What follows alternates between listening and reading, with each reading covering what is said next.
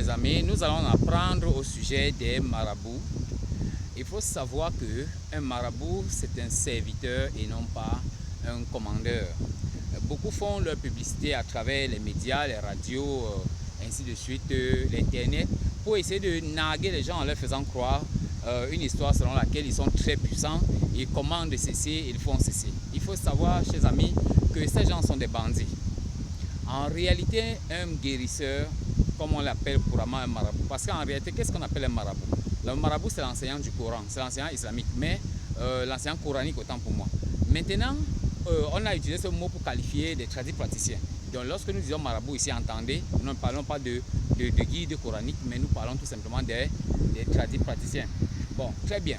Alors, ces gens-là, ces marabouts-là, la plupart sont des arnaqueurs. Ils essaient de vous faire comprendre qu'ils manipulent des esprits, ils commandent toutes des légions, ils peuvent faire des miracles et consorts. Il n'en est rien de tout cela. En fait, ils ne le peuvent pas. Dans leur domaine, ils sont des serviteurs. Et dans la réalité, chaque fois qu'un marabout a existé ou alors a opéré, il reçoit des ordres des êtres ou des forces invisibles que nous ne pouvons pas contrôler. Que ceux qui vous regardent seulement avec les deux prunelles ne peuvent pas contrôler. Mais le marabout, sachant donc que les gens ne peuvent pas contrôler, il se met à raconter des histoires comme quoi il est un roi, il est quelqu'un qui commande, il peut faire soulever des montagnes et c'est faux tout simplement. Et il faut savoir que les êtres désincarnés essaient de servir l'humanité, alors il y en a également qui essaient d'escroquer l'humanité. Donc on va avoir des classes d'êtres qui sont bénéfiques pour les hommes et des êtres qui ne sont pas du tout bénéfiques. Mais que malheureusement la part du gain et du pouvoir pour certaines personnes au travail de certains secteurs a adhéré à ces êtres invisibles qui sont plutôt néfastes dans le contact avec les hommes. Vous comprenez? Cela, c'est de par leur nature. Ce n'est pas parce que ces êtres sont méchants.